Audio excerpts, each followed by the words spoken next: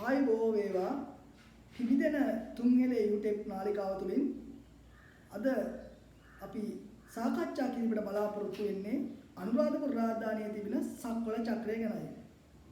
ලංකා ඉතිහාසයට උරුමකම් කියන තවත් එක් රාජධානියක් තමයි අනුරාධපුර රාජධානිය කියන්නේ. මේ අනුරාධපුර රාජධානිය වර්ණවත් වෙන්නේ විශිෂ්ට වන්නේ මේ රාජධානිය තුළ තිබෙන කලා නිර්මාණ නිසායි. ඇත්තටම ඒ අතරින් අවකන ප්‍රතිමාව, සමාධි ප්‍රතිමාව, කුට්ටම් පොකුණ වැනි ශ්‍රේෂ්ඨ නිර්මාණ තුළින් මේ රාජධානිය උපවත් වුණා. ඒ වගේම මිරිසවැටිය, අනුරාධපුරයේ චේතවනාරාමයේ වැනි දායකබ්බලුත් මේ රාජධානිය වර්ණවත් වුණා. ශ්‍රී ලාංකිකයන්ගේ ප්‍රෞಢත්වය පෙන්වුවේ මේ රාජධානිය තුලින්. ඉතින් අද අපි කතා කරන්න බලාපොරොත්තු වෙන්නේ ඉසුරුමුණී රන්මසුවේනේ පිහිටි ගුහාවක තියෙන සක්වල චක්‍රය නැත්නම් මේ ශිලා සෙල් ලිපිය ගැන අර්ථකථනයක් දීම සඳහායි. ඇත්තරම සක්වල චක්‍රය ගැන අපි කතා කරද්දී මේ ගැන නොයෙක් විද්වතුන් එක එක අදහස් පළ කරලා තියෙනවා. ලංකාවේ පළවෙනි පුරාවිද්‍යා කොමසාරිස්වරයා වන්නේ SCP බෙල් මහතා. ඔහු බ්‍රිතාන්‍ය ජාතිකයෙක්. ඒ බ්‍රිතාන්‍ය ජාතිකයා මේ සක්වල චක්‍රය ගැන අදහස කරන්නේ මේක ඉපැරණි ලෝකෙ තිබි ඉපැරණි සිතියමක් කියලා. ඒ වගේම මාටින් වික්‍රමසිංහ මහත්තයා ගත්තොත් එතුමා කියන්නේ මහායාන තාන්ත්‍රිකයන්ගේ යන්ත්‍රයක් කියලා. සෙන්රත් පරණවිධාන ශූරීන් කියන්නේ අර SCP බෙල් මහත්මයා කියපු කතාවමයි. එතුමා කියන්නේ මේක විශ්වයේ ඉපැරණි රූසටහනක් සිතියමක් කියන එක තමයි. වත්මනේ ඉන්න පුරාවිද්‍යා අධ්‍යක්ෂ ජනරාල්තුමා සෙන්රත් බණ්ඩාරක දිසානායක මැතිතුමා කියන්නේ මේක භාවනා යෝගීව ඉන්න හදපු භාවනා කරන්න හදපු ස්ථානයක් කියලා. ඉතින් ඇත්තටම මේ සක්වල චක්‍රය කියන්නේ විදේශයේ පවතින විද්‍යාඥයන් පවා මෙතන ඇවිල්ලා පරීක්ෂණ කරලා තියෙනවා. ඔවුනුත් කියනවා මේක පිටසක්වල ජීවීන් සමග ගනුදෙනු කරපු තැනක් කියලා. ස්වාමින් වහන්සේලාත් ඇවිල්ලා මෙතන පරීක්ෂණ කරලා තියෙනවා. ඒ වගේ ලංකාවේ නොඑක් අය නොඑක් විද්වතුන් මේ ගැන සාකච්ඡා කළත් අදම ඔබ හමුවට ඉදිරියට තබන්නේ මේකේ සත්‍යතාව, නිර්වුල්ම සත්‍යතාව ලෝට ඉදිරිපත් කිරීමේ අරමුණින්. අතන මේ කියන්නේ සක්වල චක්‍රය කියන දේ. ඉසුමුණියේ රන්මසුවේනේ පිහිටි ගලක තියෙන්නේ කොටලා තියෙන දේ තමයි මේ සක්වල චක්‍රය නමින් හඳුන්වන්නේ. ඉතින් අපි බලමු මේ සක්වල චක්‍රයට කලින් මේ සක්වල චක්‍රයට ඉහළින් මේ ගලේ දක්නට ලැබෙනවා බ්‍රාහ්මී පාඨය. ඒ තමයි පනති පනස කියන වචනේ. මේක බ්‍රාහ්මී අක්ෂර. ලංකාවේ තිබිලා තියෙන බ්‍රාහ්මී භාෂාව.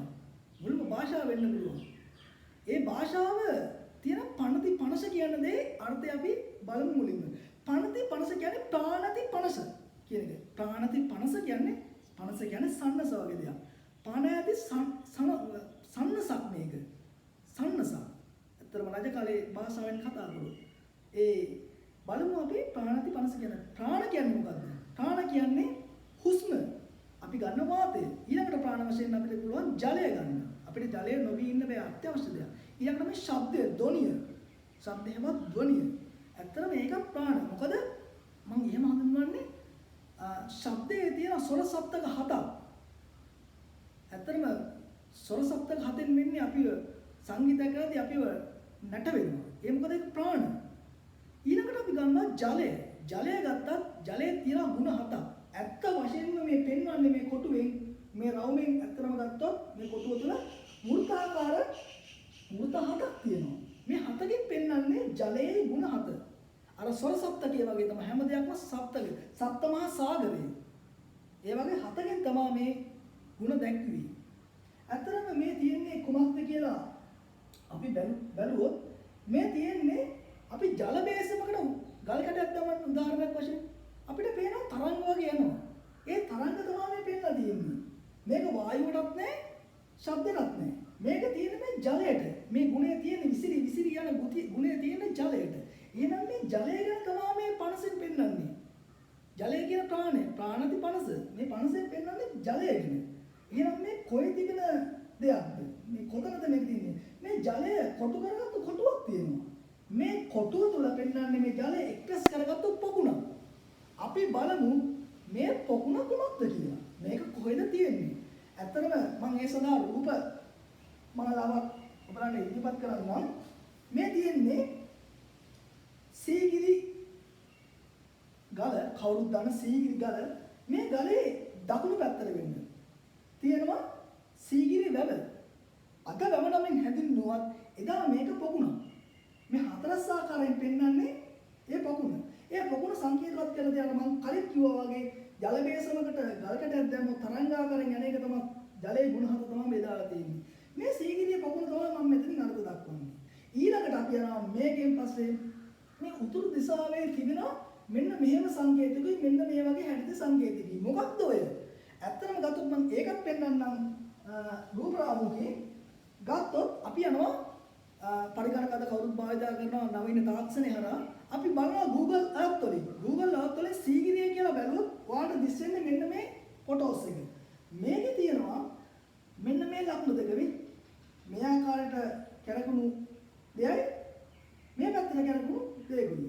මේ සලකුණු දෙක තමයි වෙන්නේ. මොකක්ද මේ පෞරාණයේ තිබ්බ මේකට කියනවා සීගිරියේ සීතමාලිගා කියලා.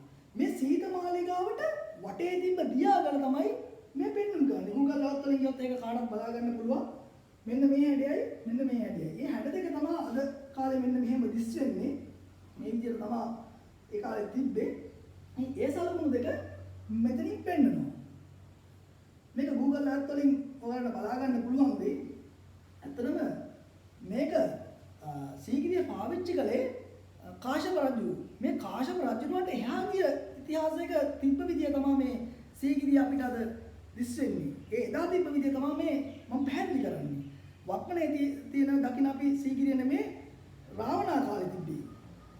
වෛශ්‍රවණ යුගයේ වෛශ්‍රවණ රජතුමාගේ කාලේ මෙසමුනි කියලා කියන්නේ එතුමාට තමයි රාවණ රජතුන්ගේ පියා. ඒ කාලේ තිබ්බේ විදිය තමයි මේ ශිලාලේඛනේ පණිති පනසේ තියෙන්නේ. අද නමුත් සීගිරිය සහ ඒවට දක්නට ලැබෙන කාශ්‍යප රජුන් නිර්මාණය කරපු පැත්ත. දැන් Google Earth වලින් මම ඒ සලකුණු දෙකක් පෙන්නනවා. ඊළඟට අපි බලනවා කුමක්ද මේ වෘත්තාකාර වලින් සලකුණු වලින් දැක්වෙන්නේ කියලා. අපි උදාහරණයක් වශයෙන් බලමු. මම ඒක රූප රාමුවකින් තමයි පෙන්නන්නම්. මේ පේන්නේ ඇත්තටම ඒ වතුර මල මේ වතුර මලට සාපේක්ෂව මේ කුඩා සිදුරු තුනක් තියෙනවා. මේ කුඩා සිදුරු තුනට මේ පැත්තෙන් ඉඳලා ගැහුවොත් මේ අතරත් ඊළඟට ගැහුවොත් මේ අතරත් ලකුණු කරොත් අපිට ලැබෙනවා ධන සලකුණක්. ඊට පස්සේ මේ සිදුරු ටික යා කරොත් ලැබෙන්නේ වෘත්තාකාරයක්. හරියට මෙන්න මේ වගේ. පොකුණට සාපේක්ෂව මෙහෙම ඉඳලා ගැහුවොත් මේ ආකාරයට තිරස්ස ගැහුවොත් මේ ආකාරයට ලැබෙනවා. මේ සියලු තව යාකරොත් අපිට ලැබෙන්නේ මෙන්න මේ වගේ වෘත්තයක්. එතකොට මේ පෙන්වන්නේ ජල මල් සංකේතවත් කරන්නේ මෙන්න මේ විදිහට. ඒ තව වලින් පෙන්වන්නේ මේ වතුර විදින ආකාරය. ඒකේ සංකේතවත් කරලා මේ පණති පණසට ගත්තේ මෙන්න මේ ආකාරය. බලන්න කොච්චර අභිමානවත් විදිහට මේක කරලා තියෙනවද අපේ පුරාණයේ සිටපු දක්ෂ ගල් වඩුවන්. මේ ගල් වඩුවන්ගේ තාක්ෂණය අගය කර කිරීමට තමයි අද මෙතන අපි උත්සාහ කරන්නේ. පණිති පණසට පණ දෙන්න. සක්වල චක්‍රය මොකක්ද කියලා. සක්වල චක්‍රය කියලා හැමෝම අර්ථ කරගෙන සක්වල චක්‍රයක් නෙමෙයි ඇත්තටම. මේක සීගිරියේ භූමිය පිළිබඳ දැක්වෙන සටහනක්, දිය සටහනක් තමයි මේක. ඉතින් අපි බලමු මොකක්ද මේ හතරකින් නිරූපණය වෙන්නේ කියලා. ඒකත් මම පෙන්නන්නම්. ඔයගොල්ලෝ දන්නවා සීගිරියේ බටහිර දොරටුවෙන් ඇතුල් වෙනවත් සමගම මෙන්න මේ වෙලේ දිය සලකුණක් අපිට දක්නට ලැබෙනවා. මේ දිය සලකුණේ ඔයාලට පේනවා ඇති කොටස් හතරකට බෙදෙනවා මේක. පළවෙනි කොටස, දෙවෙනි කොටස, තුන්වෙනි කොටස, හතරවෙනි කොටස. කොටස් හතරකට බෙදෙනවා. ඒ හැම කොටසකටම මෙන්න මේ මම නම් කරපු දිය විදින ලද කුහර හතර බැගින් තිබිලා තියෙනවා. ඒ හතර තමයි මේ සංකේතවත් කරලා තියෙන්නේ. ඒ සංකේතවත් කරන සමගම අපිට පේනවා මෙන්න මේ වගේ මේ ගලා යන දිය ධාරක සලකුණක්. මොකක්ද ඒ ගලා යන දිය ධාරක? මොකක් නිසාද? අර මම කලින් පෙන්නපු Google Earth වලින් පෙන්නපු සීත මාලිගාවල සිට ජලය ගමන් ගන්නේ අන්න මේ කොටසට තමයි රූපරාමයේ පෙන්න ජල මල් හතරට තමයි ගමන් කරන්නේ. එහි ජලය ගමන් කරනවා මේ පෙන්වන ලද රූප රාමුවේ ජල මල් හතරට. ඊළඟට අපි මේ කැලල විස්තර කළා මේ කොටස දැන් මේ කොටස විස්තර කළා ඊළඟට මම යනවා මෙන්න මේ කොටසට. මොකක්ද මේ සලකුණෙන් නිර්මාණය? මේක තමයි අපේ සිංහල ඉතිහාසයේ සිංහලයන්ගේ ප්‍රෞಢත්වය සහ කලාත්මකකාමීකම පෙන්නපු සීගිරි ගලේ තියෙන යම් කිසි නිර්මාණයක්. අපි කවුරුත් මේක ගැන හිතුවේ නැහැ. අපි කවුරුත් මේක ගැන දැනන් හිටියේ නැහැ. ඒ සත්‍ය රහස මම මේ මොහොතේ ඉදිරිපත් කරනවා. අත්‍තරම අපේ තිබ්බ හෙළ තාක්ෂණය අති ඉහළයි කියලා ඔයගලන්ට බලා ගන්න පුළුවන් මේ මාතෘකාව පැහැදිලි කරනවා. බලමු අපි මෙන්න මේ සලකුණම තමයි මෙතනක් තියෙන්නේ. මේ ඇත්තටම තියෙන්නේ සීගිරි ගලේ මේ බලුවොත් සීගිරි ගලේ මුදුන. මේ මුදුනේ පොකුණක් පෙන්වු කරනවා. ඒ අතරේ මාට පේනවා නිකන් මේ දිය දහරවල් දෙකක් ගමන් කරනවා. සත්‍ය වශයෙන්ම මීට වසර 6500කට ඉහතදී මේ සීගිරි මාලිගාවේ උඩ ඉඳන් දියඇලි දෙකක් ගැලුවා. ඒ දියඇලි දෙක තමයි මේ පෙන්වුම් කරන්නේ. මේක ගන්නේ නැගෙනහිර දිශාවෙන් තමයි මේ දියඇල්ල ගන්නේ. මම ඒක ඔප්පු කරලා පෙන්නන්නම් ඔයා කොහොමද හරියට නැගෙනහිර දිශාවෙන්ම කියන්නේ කියලා මම ඒක රූප රාමු වලින් පෙන්නන්නම්. මේ දියඇල්ල ගන්නේ සිංහ ద్వාරේ නැත්තම් සිංහ පාද තියෙන තැනින් තමයි මේ දියඇල්ල ගමන් කරන්නේ. මම පෙන්වන්නම් ඒක ඔයාලට උදාහරණ සහිතව. දැන් ඔයාලා කවුරුත් දකිනවා මේ රූප රාමුවේ මම මේ රූප රාමුව පෙන්වන්නම්. මේ රූප රාමුව ගත්තොත් ඔයාලට පේනද මේ සීගිරි ගල පැලීමකට ලක් වෙලා තියෙනවා. මේ පැලීමකට ලක් වෙලා තියෙන රේඛාව තමයි මේ තියෙන්නේ. එතනින් තමයි මේ දිය ධාර ගමන් කරන්නේ. මම මේ එඩිටින් කරපු රූපයක් තමයි මෙතන පෙන්වුම් කරන්නේ. මේ තියෙන්නේ. මෙතනින් ගමන් කරන දියල තමයි මේ පෙන්වුම් කරලා තියෙන්නේ සිංහ ద్వාරයකයි. මේ නැගෙනහිර මේ උතුර තමයි මේ පෙන්ලා තියෙන්නේ. මේ ආකාරයේ පොකුණක් තමයි 아무තු හැඩයක් මේක ඇත්තටම චතුරස්‍රාකාර හැඩයක්. ඒක පොකුණක් තමයි මේ මුදුනේ තිබිලා තියෙන්නේ. ඒකම තව පොකුණකුත් තිබිලා තියෙන අභ්‍යන්තරේ මේක ඇත්තටම රහසක්. ඔයාලා දන්නවා ඇති කටකතාවක් තියෙනවා SCP වෙල් මහත්තයා මේ සීගිරියේ ගල මුදුනට ගිහිල්ලා ගල මුදුනේ ගල පාදයට දක්වා ගමන් කරලා තියෙනවා. ගමන් කරලා එක්තරා තැනකදී මෙයා කොන්ක්‍රීට් දාලා බදාම දාලා වහලා තියනවා කියලා මතයක් තියෙනවා. ඇත්තටම මේ සීගිරි ගලේ හරිම අභිරහස් තොගයක් තියෙන ගලක්. මොකද මේක දිහා ගැනීම කරන්න එද්දී සිංහල මිනිස්සු කියලා තියෙන ඔය ගල දිහා බලන්නවත් එපා කියලා. ඇත්තටම පසුව සිංහල අය නෙමෙයි මේ ගලේ ගල තරණය කරලා තියෙන්නේ. දකුණු ඉන්දියාවෙන් ගෙනාවු ද්‍රවිඩ ජන කොට්ටාසයක්. ඒගොල්ලෝ මේකේ රහස දන්නේ නැහැ. මේගොල්ලෝ බය නැතුව ඒ කාර්යය කරගෙන නොදැනුවත්කමින් ඇත්තටම දැනුවත් හෝ නොදැනුවත්කමින් මේගොල්ලෝ ඒ රාජකාරිය කරාට පස්සේ සත්‍යම කතාව ඒක පත්‍රෙත් පල්ලා තියෙන සෙන්නත් පරණ විතාන ශූරින් කාලේ ඒ සියලු දෙනා මැරුණා. ඒ සාපයක් ඒක හරි අద్భుත දැනක් එකට යන්න බෑ. මේකට යන්න පුළුවන් රටේ රජ කෙනෙක්ට පමණයි. ඇත්තටම දැන් මේ පෞරාණික පැත්ත තියෙද්දි මම මේකේ විස්තර කරන්නම්.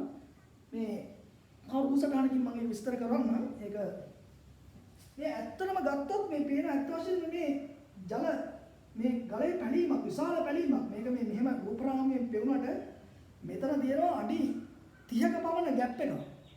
ඒ ગેප් එක තමයි මේ පෙන්නලා තියෙන්නේ.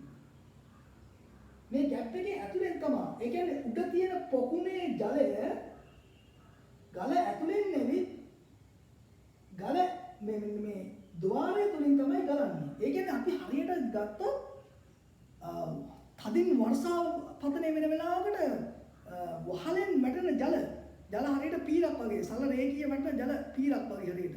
අන්න ඒ වගේ තමයි මේකේ මනුස්සයන්ට ඉන්න පුළුවන්. මේ ඉඳලා පෞරාණික ඉඳලා තියෙනවා රජවරු. සිටුවරු මේක ඉඳලා තියෙනවා. මේ ස්වභාවික දියැල දිහා ඒගොල්ලෝ බලලා ඇත්තටම පුදුමාකාරයි චමත්කාර තැනක දර්ශනීය රමණීය ස්ථානයක් මේක. ඇත්තටම මෙතන සිංහ ద్వාරය මෙතන තියෙන්නේ. මෙතන ඉඳන් බලපුවම පේනවා මේ ලංකාවේ තියෙන ප්‍රෞಢත්වය. ඇත්තටම මේක මේ දිව්‍ය ලෝකයක් වගේ ඒ කාලේ දිහට තියෙන්නේ නැති දැන් හිතින් මවා ගත්තොත් මේ රූප වලින් පවා එක මෙහා වෙනවා පිළිකුම් වෙනවා. ඉතින් ගත්තොත් එහෙම මේක දැන් මෙතනින් ගලනවා. දියල්ලා පස්සේ මේක මේ පැත්තෙන් ගලනවා. අතන මෙතන ලොකු රහසක් තියෙනවා. මෙතන මම හිතන්නේ මෙතනින් තමයි ගල ඇතුළට බහින්න තියෙන එක්තරා සාක්ෂිය. මේක වැව්වා SCP වෙල් මහත්මයා කොන්ක්‍රීට් දාලා. ඒ කාලේ මම හිතන්නේ මෙතනින් තමයි මේක ගැන ඇත්තටම කතා කරලා තව රහස් ගොඩක් තියෙනවා. ඇත්තටම මම මුණ ගැහෙන්න බලාපොරොත්තු වෙන අපේ ගරු ජනාධිපතිතුමාත් මේ ගැන දැනුවත් ගන්න. මොකද මේකේ ලොකු රහසක් මේ අභ්‍යන්තරයේ තියෙනවා. ඒ අභ්‍යන්තරයේ තියෙන රහස් ගොඩක් හැමෝම දන්නේ යම් කිසි ප්‍රමාණයකට මම දන්නවා මේක කැඩීම් කරන්න ඕන මුල්ම අවස්ථාවට මුල්ම වශයෙන් කැඩීම් කරපුවම අපිට තේරෙන්නේ මේක මොකක්ද කියලා. මෙතනින්ද ඇතුළුනේ කියලා නැත්නම් මේ පැත්තෙන්ද උතුරු දිශාවෙන්ද නැගෙනහිර දිශාවෙන්ද ඇතුළුනේ කියලා ගල ඇතුළට. මොකද ඒ කාලේ තිබිලා තියෙනවා ගල උඩ ඉඳන් තට්ටු පඩි පෙළවල් හරහා ගිහිල්ලා. ඉතින් තා මතයක් තියෙනවා ඉතින් HCB වෙල් මාත්‍යා මේකේ තිබ්බ පුරාණ කෞතුක වස්තු අපේ රටින් එංගලන්තෙට ගෙනිච්චයි කියලා. ඇත්තටම අද වෙලා තියෙන්නේ ඒකයි. තියෙන පුස්කොළ පොත් ටික ඔක්කොම එංගලන්තේ කෞතුකාගාරයේ අපිට අපේ ඉතිහාසය අපේ ප්‍රෞಢත්වය ඔප්පු කරගන්න බැරුව ගිහලා. මොකද අපේ සාක්ෂි සියල්ලම නැති වෙලා තියෙනවා. ඒ සාක්ෂි සියල්ලම නැතිවීම ඔස්සේ අපිට අපේ අනන්‍යතාව ඔප්පු කරගන්න බැරුව ගොස් තිබෙනවා. අපි බලමු ඊළඟ අංගය. මේ කුඩවෙනි සලකුණු මොනවද? මේ කුඩ වගේ දෙකක් තියෙනවා. බලන්න අපේ තියෙන විද්‍යාත්මක පදනම කොහොමද කියලා මම මෙතනින් පෙන්නන්නම් ගලේ කොහොමද මේක කෙටුවේ කියලා. සත්‍ය වශයෙන්ම මේ උඩ තියෙන මේ රූපය බැලුවොත් මේ උඩ තියෙන පොකුණ තමයි මේ පොකුණට වැසි ජලයෙන් වර්ෂාව ලැබිලා මේ ටැංකිය උතුරනවා ඇතුලේ. උතුරද්දි මේ ගල දිගේ අපේ හෙළ විරුවෝ හෙන රණකාමී ගල දිගේ හැදුවා ඇතුලට වතුර කිඳා බහින්න. ඒ ඇතුලට කිඳා බහින්න ජලය මෙන්න මෙතනින්. ඒ කියන්නේ මම කලින් දැක්වා වගේ මෙන්න මේ රූප සටහනට එන්න දියාල ගලන්න මෙන්න මේ ඇතුලෙන් අර නිවසක වහල වලින් වතුර වැටෙනාගේ වතුර වැටෙන මෙතන මිනිස්සු ඉන්නවා මේ බලාගෙන.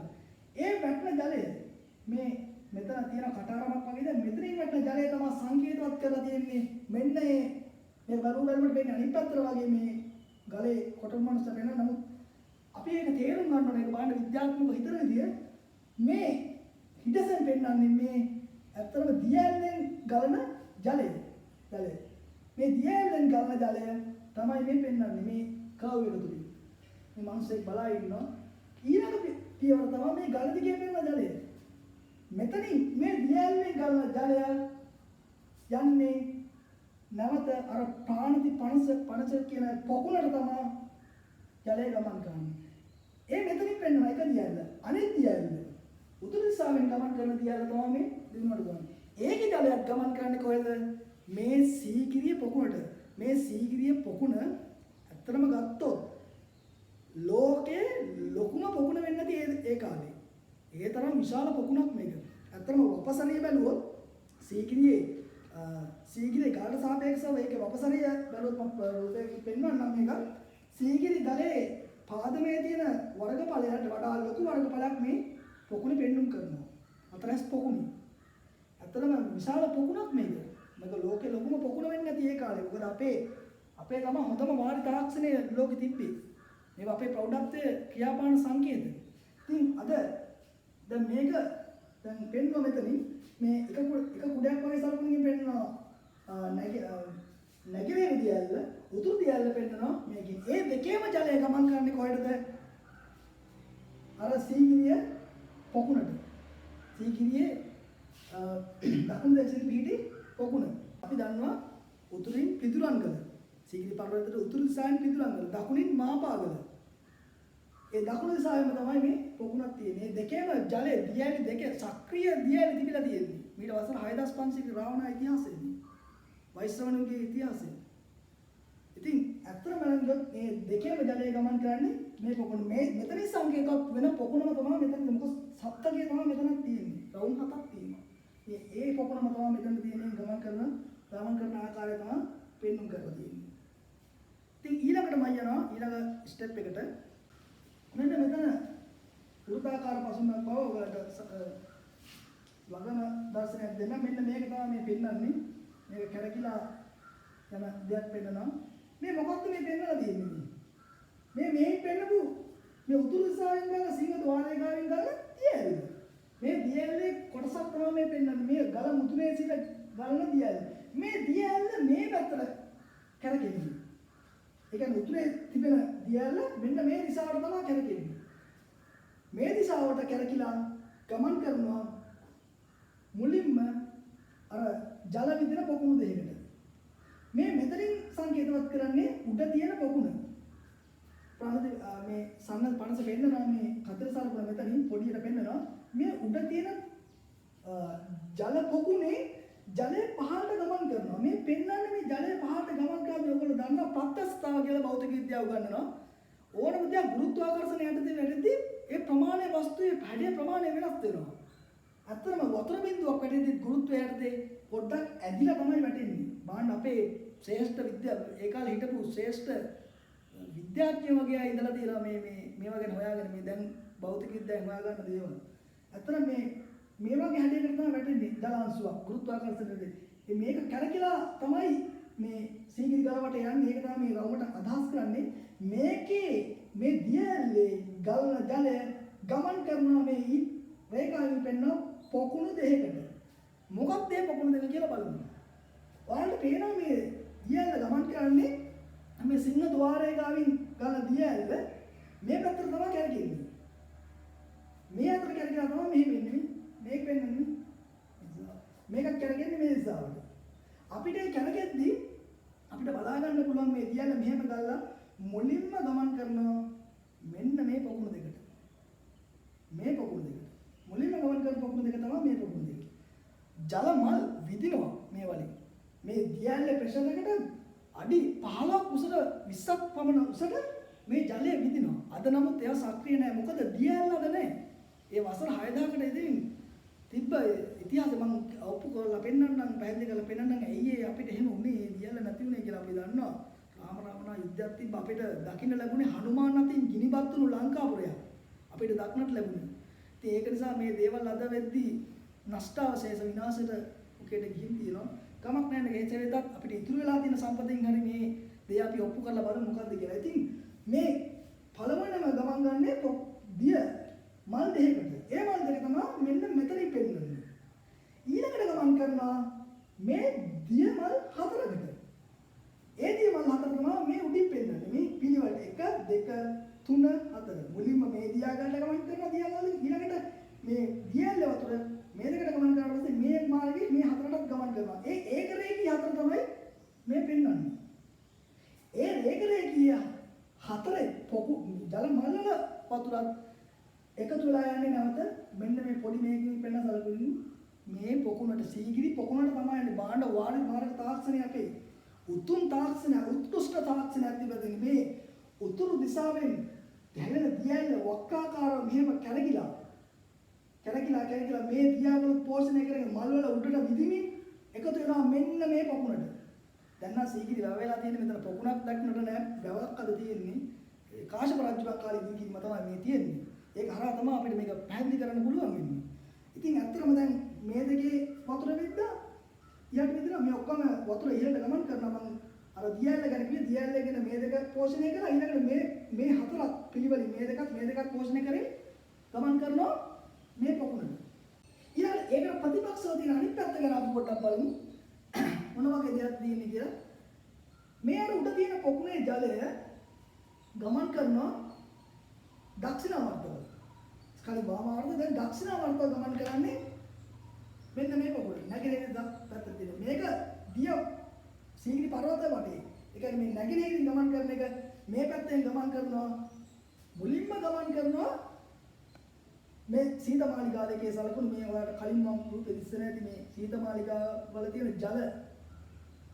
ජල මාර්ග තමයි මේ පෙන්වන්න කරන වෘත්තයකින් ඒකේ ජලය ගමන් කරනවා අර ජල විදින පොකුණු දෙකකට. ඒ පොකුණු දෙක තමයි මෙන්න මේ පැත්තේ තියෙන්නේ. කලින් මේ දෙකට ගමන් කරලා දක්ෂිණ වර්ත මේ දෙකට ගමන් කරලා මේකට ගමන් කරලා. දැන් ඉතුරුලා තියෙන මේ දෙක. මේ දෙකට ගමන් කරන්නේ නැගෙනහිරින් ගලන මේ පෙන්වන්න කරන නැගෙනහිර දිසින් ගලන දියැල දක්ෂිණාවර්තව ගමන් කරද්දී දක්ෂිණාවර්තව ගමන් කරද්දී මුලින් හම් වෙනවා මෙන්න මේ දෙකට වතුර විදින ගැන අපි සඳහන් කරේ නැහැ. නැගෙනහිර දිශාවෙන් ගමන් කරන දියැල දෙක තමයි මේ දියැල තමයි මෙන්න මේ පොකුණු දෙකෙන් පෙන්වන්න ගන්න. ඒ පොකුණු දෙක පෙන්වන්න කරනවා. ඒ පොකුණු දෙකට අමතරව ඕගොල්ලෝ දන්නවා ඇති මෙන්න මේ වගේ මේට වර්ගඵලයට සාපේක්ෂව මෙතන වර්ගඵලය අඩුයි. එහෙම දියමල් දෙකක් තියෙන්නේ මෙන්න මේ ගමන් මාර්ගය. අපි සීගිරියට බටහිර දිශාවෙන් පිවිසුම් මාර්ගය. අනිත් සීගිරිය පර්වත දෙසට ගමන් කරන බටහිර පැත්තෙන් ගමන් කරද්දී අපිට පේනවා මෙන්න මේ වගේ දියමල් හතරක්. දියමල් හතරක්. ඒවා බොහොම අඩු වශයෙන් තමයි මේ වෙලාවේ පියාකරන මම පෙන්නන්න රූපසටහන් මගින්. ඇත්තටම මේ තියෙන්නේ දියමල් තමයි අද අඩියක් දෙකක් වගේ උසකට තමයි මේ දියමල් එන්නේ. මේ වගේ මෙතන ප්‍රතිපක්ෂ පිටුපස්සට එන්න තියෙනවා තව මල් දෙකක්. ඒ හතර තමයි මේ පොඩි වර්ග ඵලයෙන් පෙන්නන්නේ. මේ ලොකු වර්ග ඵලයෙන් පෙන්න ජල මල් පෙන්වන්නේ මීට තවත් එහායින් තියෙනවා මේ වගේම ජලමල. ඒක හැබැයි ඒකේ ජලය ගමන් කරන මේ මෙතනින් ගමන් කරන ජලය මේ ඔයාලා තේරෙනවා ඇති මේ නැගින දිසාවෙන් ගමන් එක එල්ලේම ගමන් කරන්නේ මේ පොකුරු දෙකෙන් පස්සේ අපේ සීගිරි මේ පොකුණට. ඒක තමයි මේ දක්ෂිණාවර්තව කියන්නේ ඔයාලට පේනද මේ රූපරාම. මෙතනින් පස්සේ නැගින ගල්න ලියන්න මේ ජල දෙක ටැංකි දෙක පෝෂණය කරන ජල ඉහට විදිහ මේ පැත්තෙන් කරකිලා කෙලින්නවා. ඒක විතරයි. දැන් මේ දෙකට කොහෙන්ද මේ අතරට කොහෙන්ද එතකොට සම්බන්ධ මේ පොකොට සම්බන්ධයක් එන්නේ. ඔයාලා දන්නේ නැති දැන් සක්‍රියව පවතින්නේ මෙන්න මේ ටැංකි දෙක විතරයි සක්‍රියව පවතින්නේ. දියාලි දෙක අද පේන්නේ නැහැ. එහෙනම් කොහොමද මේක විතරක් කරන්නේ? ඇත්තටම සීගිරි වගේ වැවේ වතුරෙන් තමයි මෙන්න මේ උද්‍යාන හතර පෝෂණය වෙන්නේ. අතර මේවා සක්‍රියයි. මේ හොඳටම සක්‍රියයි. වර්ෂාකාලේ මේවානේ අඩියක් දෙකක් පමණ තමයි ජලය ඉහළට එසවෙන්නේ. මින් යාට වෙන්නේ නැහැ. මොකද දියාලි දෙක අක්‍රිය වෙන නිසා. අවසාන අංගය තමයි මේ පණිති පණසේ තියෙන මේ වලල්. මේකේ තමයි ලොකු රහසක් අපිට එළියට ගන්න පුළුවන් රහසක් ඇත්තට මෙතන තියෙනවා. මත්ස්‍ය සරකුණු සහ විශාල ජීවීන් මත්ස්‍ය ජීවීන් වගේ කෙනෙක් පෙන්වු කරනවා.